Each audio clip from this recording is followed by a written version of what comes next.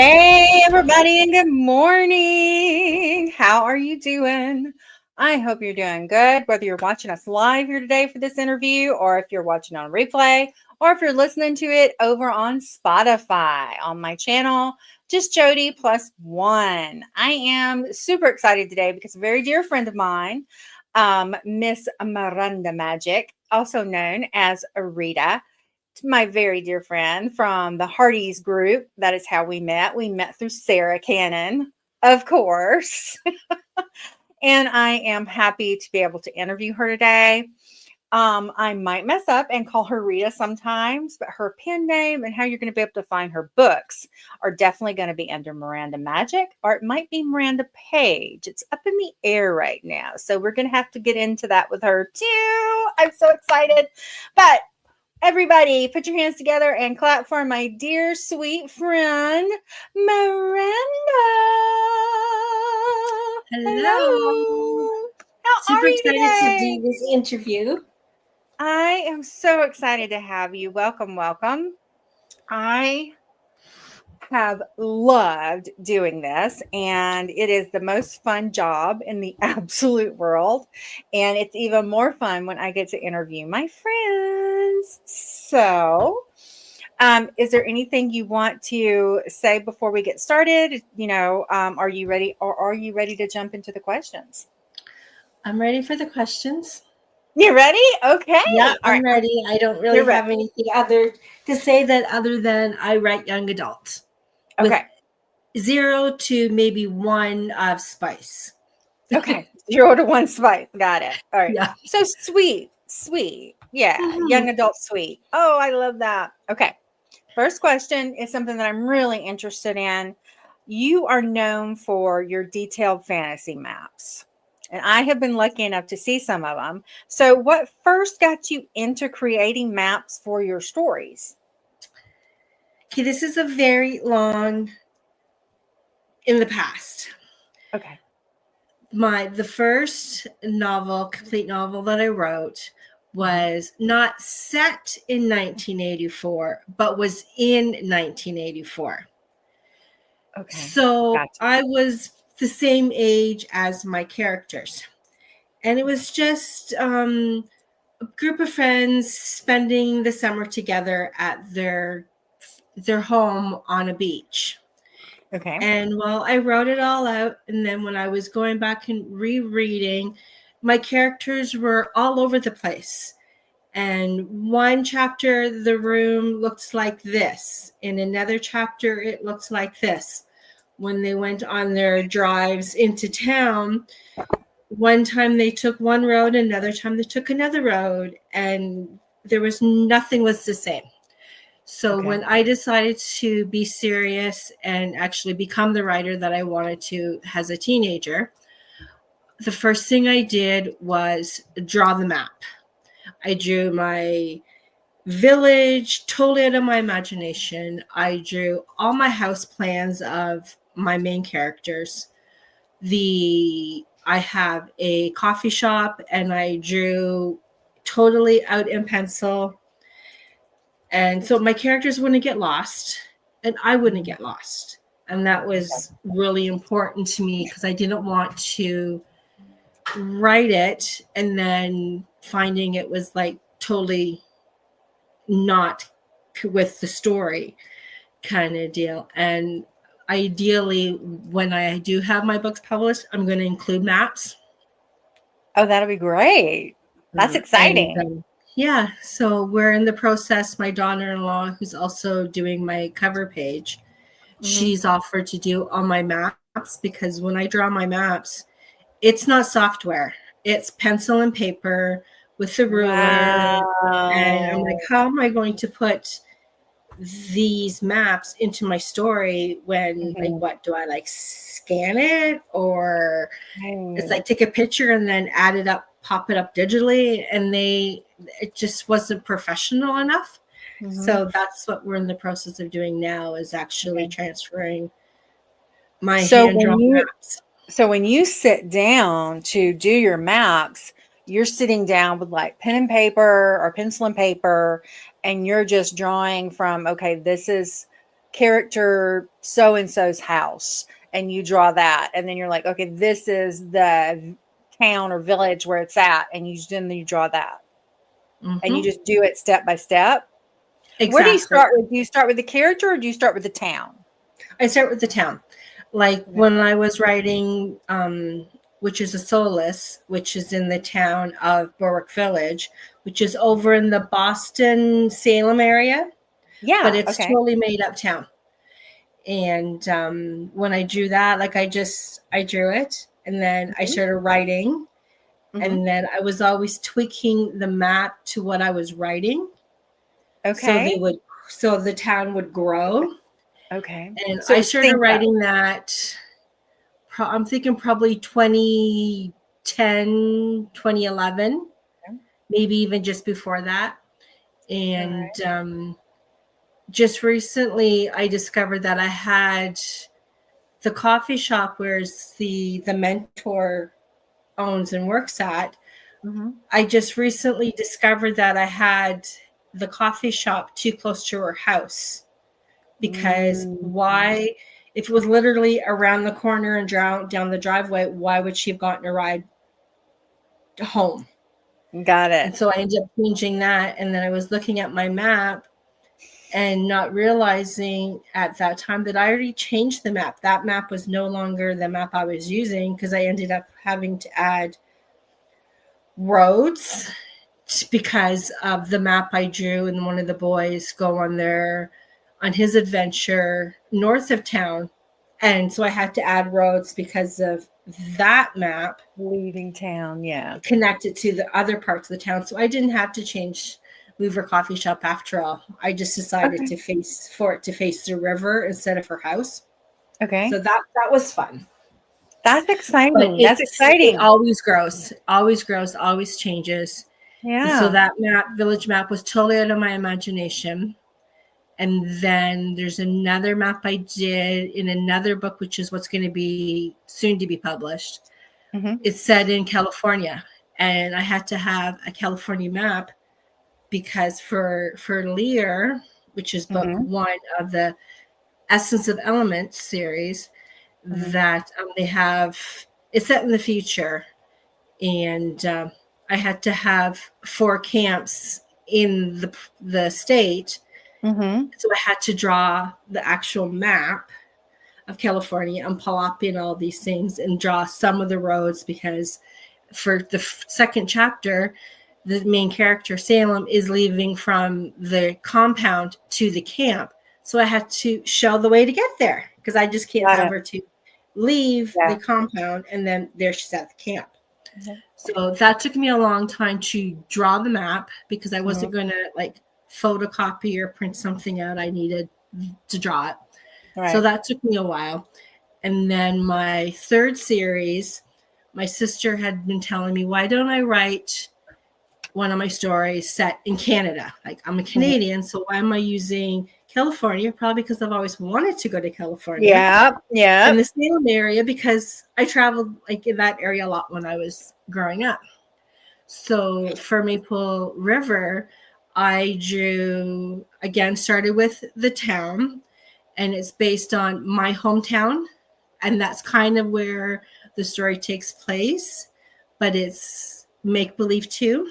And I drew my old high school from memory, and so that was kind of 3 different ways how I've done it. And the homes in that series, they're not really from my imagination. Like, they're my parents' home, my grandma's home, aunts, and a couple of houses that I've lived in over the course of my adulthood. So that was fun. So they're all a little different. That is so cool. Now, for another writer, say somebody else coming along, how important do you think it is for them to, do you think that should they include this in their process where they're drawing things out and they know where things are? So how important do you think maps are for fantasy books? I would say very important. My mastermind group through Publish and Thrive, again with Sarah, they one of the ladies, she's actually published 2 books, and we're critiquing book 3 for her. And we did a short story, and I had no idea what this kitchen looks like. And she kind of giggles. She says, well, I don't either. I went, so you don't have a map of her house? No. So over the course of time, just a couple of weeks ago, I did a presentation of why it's so important to me to draw maps and have them in, even if you don't put them in your novel, just to have them. And both of the ladies decided that they're going to start drawing maps for their stories. So Shelby's drawing her map of the town, of her house. Is that presentation something that's on your channel that we can see, or I'm going to put it on my channel. Yeah, Yay! I'm going to put it on my channel. Some kind of like little tweaks that I want to do, because just to make it a little bit more like the workshop that I did for Jenna on tarot and self-care. So I want to kind of do it that type of thing. Okay. So I will be on my channel in the future. I'm thinking probably I'm going to put that up probably in April kind of deal, April or May, and have that available, because it gets really important, because like I talk about it, that like, okay, what am I doing during this sprint? Well, I'm redrawing the map, and I say, well, can we see it? Can we see it? But I have a few videos on my channel and a little bit on Instagram, but not a lot. So I'm like, okay, maybe I really should do a video. Yeah, I would love that. I would love that. And we're going to talk about your YouTube channel in a minute. You answered my next question about fantasy world and world building and the importance of unique elements. So thank you. But what advice would you give to authors who want to create their own maps but don't know where to start? Where should they start? Okay, if you're not a drawer, not a problem, because I can't even draw a stick person, and I cannot draw a line without a ruler. Okay. And even that, if they're not straight. Right. But just if your story is in a town, and then just start with either using another map for guidance, but change it, unless of course you're actually in like a certain town. Like if you're in like Seattle, Washington, well, you kind of just use the road map or Google Maps or whatever.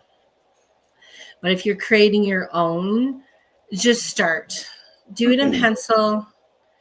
That way, then you can erase certain things just on cheap white paper, not It's like the paper. high density one, just like regular computer paper, printer paper kind of deal. Yeah. And if you have a section done, draw it in your head. And if it doesn't work out when you're drawing it, crumple it up, throw it in the trash, and do it again. Like, I don't know how many times I have redrawn maps. I have for Lear, in book, it's actually book 2, so it's Nexus, that 3 of the main characters and 1 of the adults go on this adventure to find an item to revive their friend that's in a magical coma. So I wrote that. Like I drew the map, and then I wrote the chapter. Ended up being, I think, 3 chapters. And then when I was done the chapters, I was looking at the map too, and then a lot of the time I wandered off the map and added new things and changed it. So the map itself no longer fit the chapter. Right. So I redrew the map. So it is something that it's kind of like a rough draft for an author, where if it's not working for you, or your outline. So if it's not working for you, you can just start over. You don't have to say, okay. I love that. That is such even like when I'm done and happy at the time of the map, I get my pens out, color pens, and each, like the roads are this color and the building is this one. I color code them as Okay. well. And even if I'm in revising this chapter for literally the 15th time, I'm like, Mm-hmm. I don't like this map. I don't like this scene, Mm-hmm. these, like the method of where they're going. Mm-hmm. So I just start from scratch. It's like change it.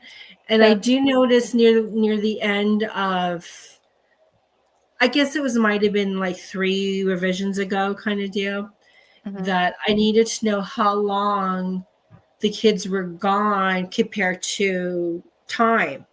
So I had to pay, Yeah. like it took them 20 minutes to walk from point A to point B. Mm-hmm. And so I kind of compared, okay, well this time this bunch was like 20 minutes. So I Mm-hmm. had to make sure that space, or like inches, or like, well, now I put them in grid paper, that this amount is a 20-minute walk. So I had to redraw it again. And when I was writing, I'm like, oh, well, they're doing a zigzag Mm-hmm. kind of pathway, but in the map that wasn't there. So yeah, I guess in a way it would be like revisions and rewrites, that you're doing the map as well as the words, You're writing. but never Well, give up. never give up. Speaking of writing, can you tell us about your journey as a writer and what inspired you to start writing?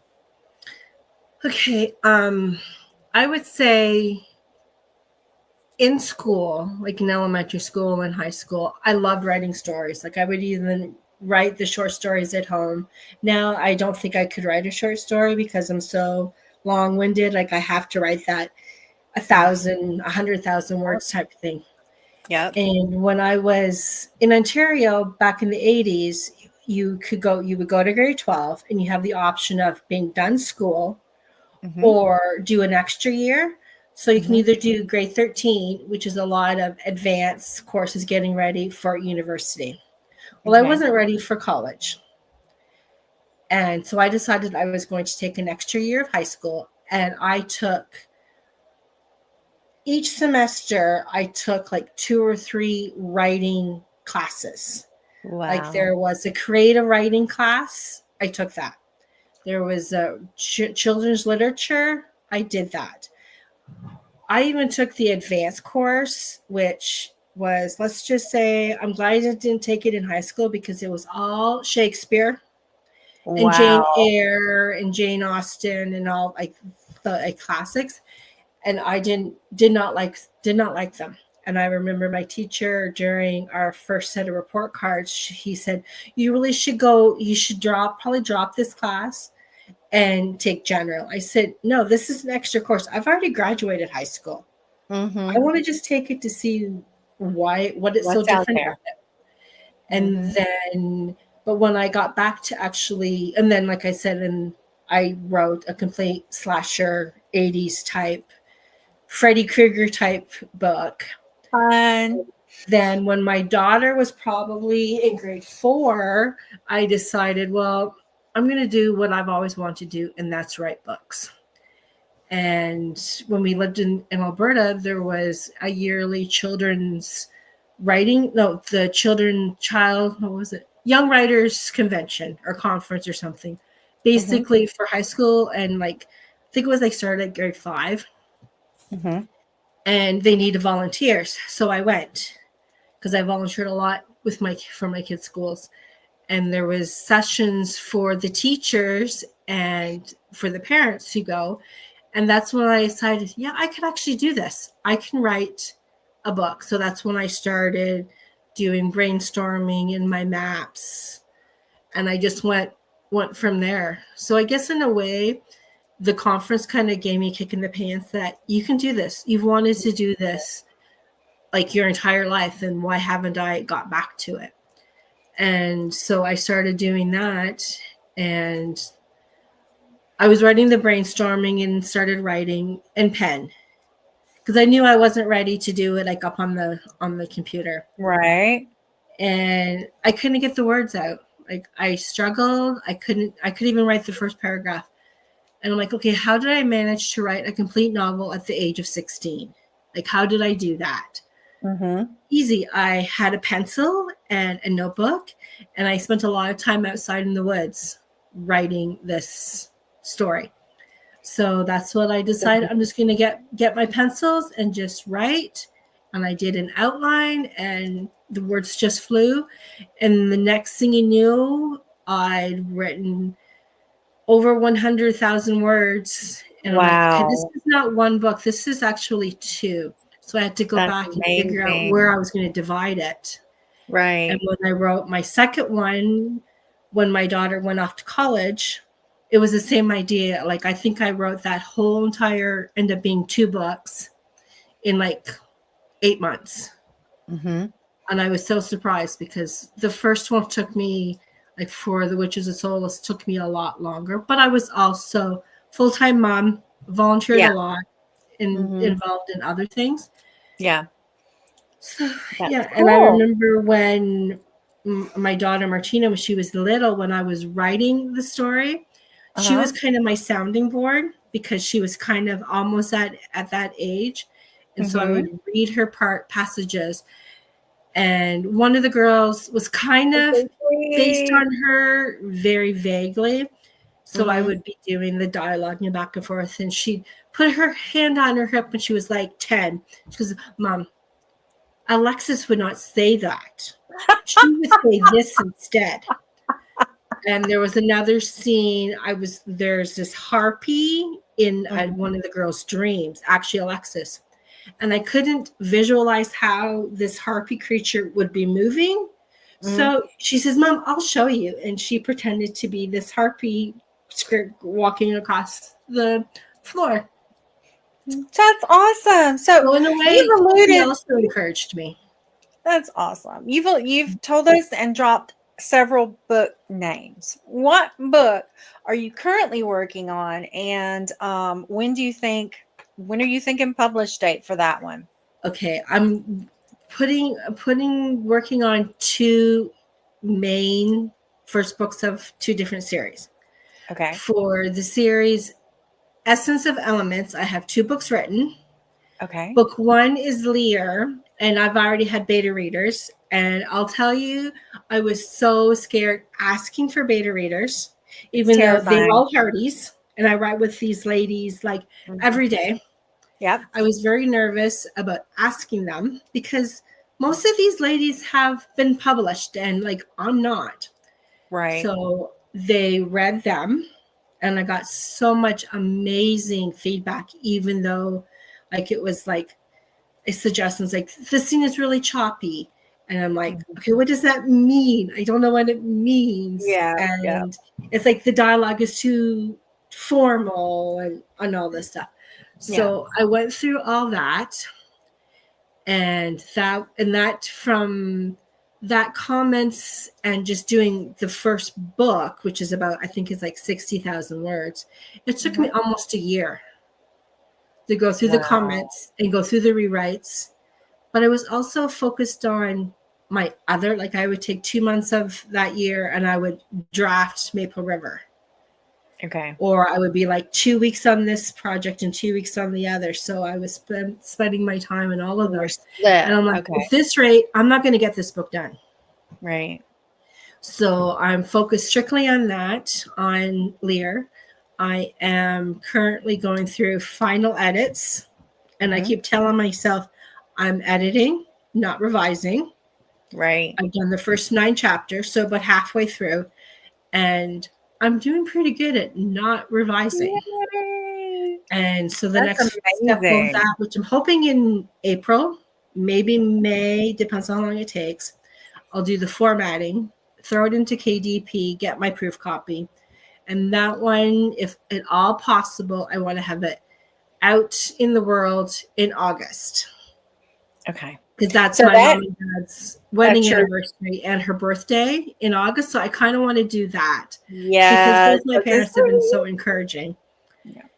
That's awesome. And then maybe if I get that easy enough and I have the swing of it, maybe I'll have book 2, like maybe the end of the year. If not, maybe January.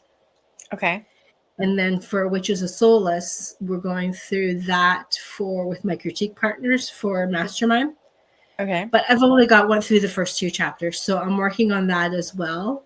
Okay. But just like 2 weeks before I do my, like when I have to upload it, Okay. then I make sure, like I read it through again and make sure it's good, even though I know it is, but I'm just not ready for someone else to read it. You're just quite not yet. ready for somebody else to look at it. Yeah. Yeah. So that's kind of the 2 major books. And Maple River, I'm just going to put it aside until I've done my proof copy and it's out in the world. Then I'll go back to spending my time in that too. So it'd be nice if I can get that written. Like I've only been writing it for now 2 years.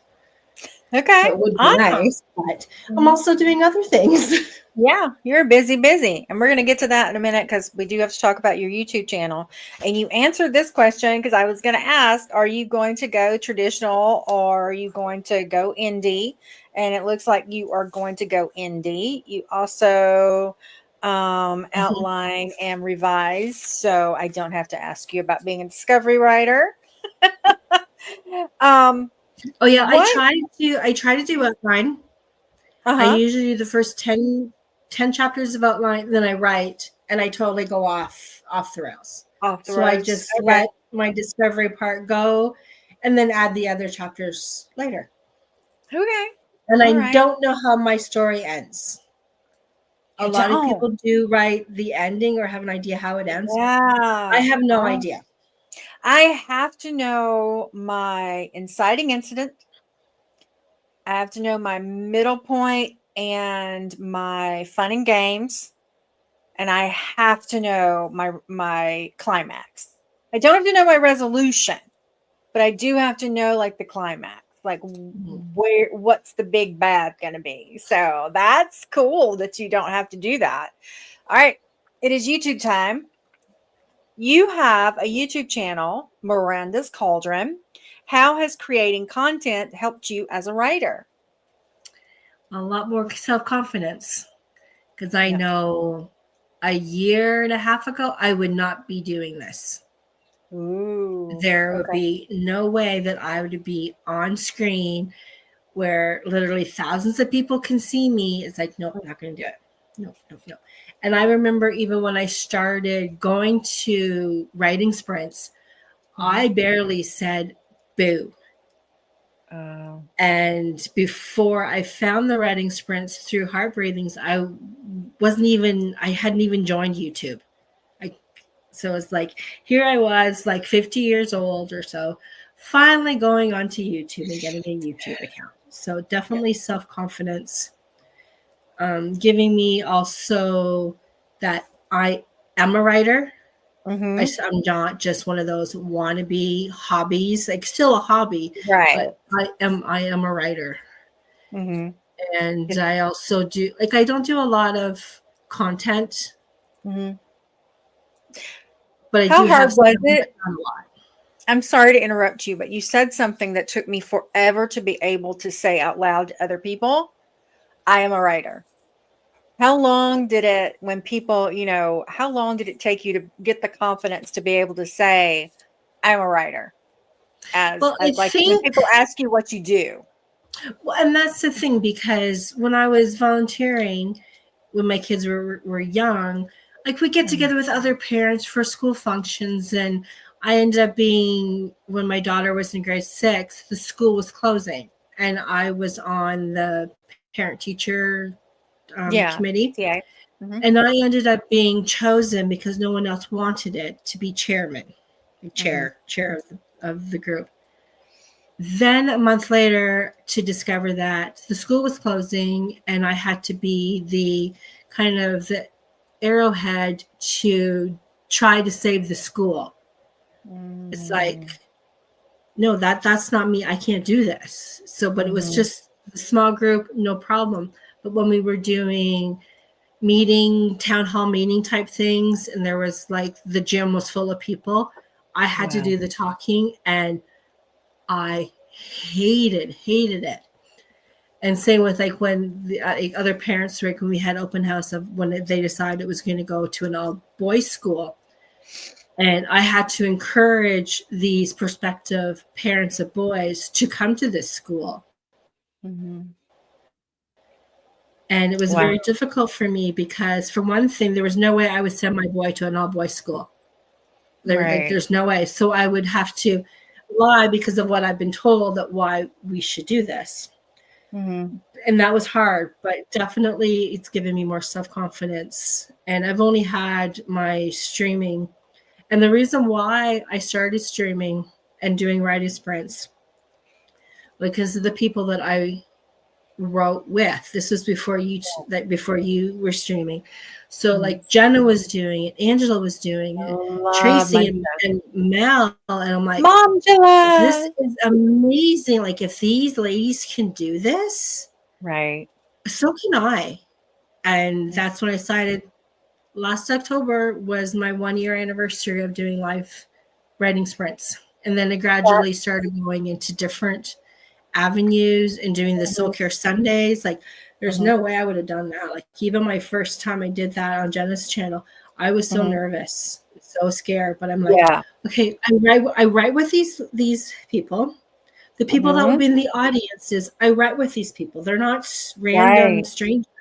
So Right. that You know it. also gave me confidence that I can do this. Yeah. I love writing with you guys. I love it. I wouldn't write with anybody else. I will let you talk about your everything you have coming up at the end. I have just a couple more questions for you, and then we'll need to wrap up. But here's our fun questions.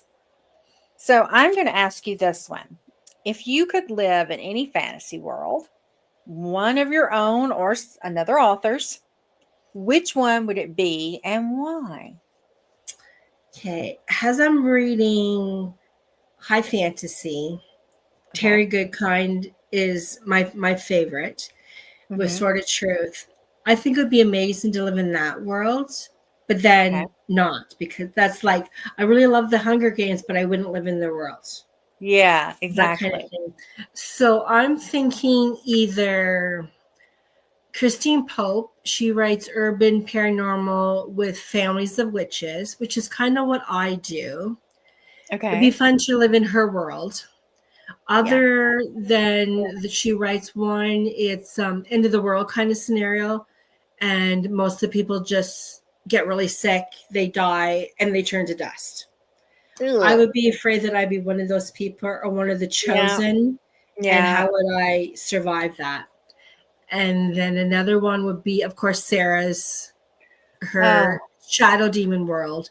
Shadow Demon. Even though my favorite, I've got to plug in my laptop. That, but I prefer her, the zombie one, but I would not That survive. one was fun. That was fun. I would not survive, so I can't. Yeah, I wouldn't make it. So I would have to be a little selfish and say my world. Your world? Okay. Yeah. Because you know you can make it out alive. Yeah, exactly. And I could still be one of the mentors because I'm like their age, and I'm going to plug in my laptop. Okay. That's fine. You can do that. We don't want you to go offline. Yeah. And I tell you that I think, do I want to live in my world? I could definitely live in my world because it's like an urban sci-fi fantasy. And it's set in Bangkok, Thailand.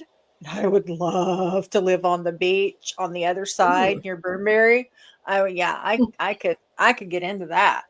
As long as I didn't fall into any of the excitement of Lily and her team, I would be fine. Last question, and then I'll turn it over to you to do some promotions for your YouTube channel. What themes or messages do you hope readers take away from your books once they are published and released into the world? Okay. I will do the essence of elements first because that's when it's coming out first. Salem, as the story opens, she's being bullied by her so-called normal classmates. She's an elemental, and her, think the X-Men, when it's in your DNA, you're not like you were bitten by a spider and now you're Spider-Man. Right. It's in Her your DNA. power or her DNA It's like gift Lily. Yeah, it's like Lily and mine. is Yeah. fire, but she Right. doesn't control her fire very well. Like when she and her fire, when she's being attacked by these bullies and being tripped in the classroom and they're starting fires in the bathroom and blaming her, that her flames protected her. Mm-hmm. Like there was a whole ring of fire, and so the girls couldn't actually get to her. And then she leaves the school, and at this time she's living in a compound, Mm-hmm. and there's no, like, her world is just so different when it was when she was growing up, because she Mm-hmm. lived in a cabin in the woods with other people like her. Mm-hmm. And so she's bullied. And on her way home, she comes across the street kids and she's like, oh, great. They're just going to be like the bullies. But she discovers that they're just like her.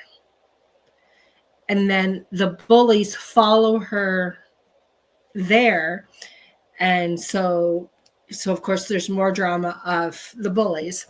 And when she finally goes home, there's a knock on her door at the door, and she thinks it's what is called the authority. Mm-hmm. And it's shortened for I can't remember what it's called, but short name is just the collective. Mm-hmm. And it ends up being elemental trackers who have been looking for her for the last 10 years because she's 16.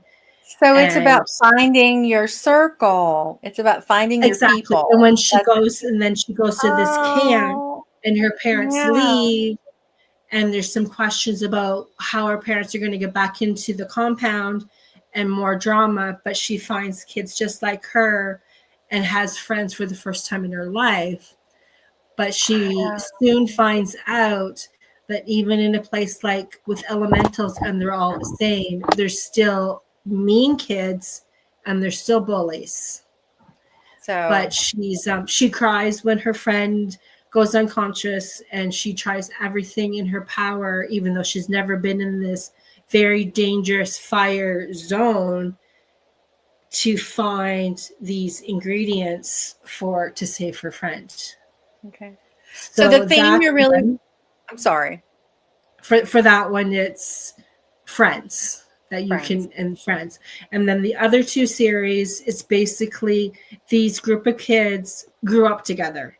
Their parents are like best friends, so they've known each other literally since birth. Their whole They also soon discover that all their parents are keeping secrets from them about their family, their life, that they have powers as well, like for Witches of Solace, the main characters, they have control over earth, air, fire, water. But they Wow. did not know that until they were Didn't know. like at this time. And then all of a sudden they're thrown into this battle that they have to save the world, Oh, kind of thing, cool. as well as dealing with all these secrets. Like, for example, Kelly finds out that she was under the impression her parents had no siblings, there was no grandparents, it was just her and her parents, to find out that she has aunts and uncles and grandparents and like Wow. everything. And it was trying for them to adjust with that, as well as she has power over the over fire as well, so she can, that kind of stuff. And even some of the kids in that one, even the main, we'll call them the grandmothers, know the connection of the other kids, but the mentors had no idea that they were not just part of the chosen group, they were family. And even the mentors had no idea that this teen was connected and they were family. And best So what I hear friends you, become cousins. so what I hear you saying is the theme is really like you're stronger with your family and your friends around you. So it's like that circle that you build around you is the theme you want your readers to take away. That is so Exactly. cool. And I even love with that. Lady River, it's similar to Witches of Solace, that they grow up together. Uh-huh. to find out that, oh, we're descendants of a coven of witches back from like the 1500s kind of deal. Wow, that's so cool. That's so cool. I can't wait till they're published and I can read them. We are at the end of our interview and discussion. If you would like to give your YouTube a plug, and I will be sure to put the YouTube. Actually, I've already put it in the description because we're live. So, guys, to find Miranda, please go subscribe to her channel. It's down in the description. So, I will turn it over to you and let you give them a little bit of what's coming next on your channel. Okay, thank you. Like I mentioned earlier, I do host writing sprints. I tend to fill in the gaps when there's no one sprinting from the Hardys, as well as there's two other people that I try not to miss their sprints. And one of them is HK Darkwood. And so I try to catch her so I don't do that time of day. Okay. So now I normally sprint Monday now at noon Eastern and Thursday at noon Eastern. Awesome. Sometimes life gets in the way and I just have to cancel. Like this week, I had to cancel on Monday, the day before. And once a month on the close to the full moon, I also do a tarot stream that I read tarot cards, sometimes individual cards, sometimes in groups of 2 or 3s. I also use oracle cards, moonology cards, runes. And when I do my writing sprints, I start with either a tarot card, a moonology card, a rune card, animal spirit at the beginning. And I might even throw another one halfway through. Okay. I did the map presentation for my mastermind group that I'm going to be putting that on my channel as well. Probably not till April because I have a wedding in a couple weeks.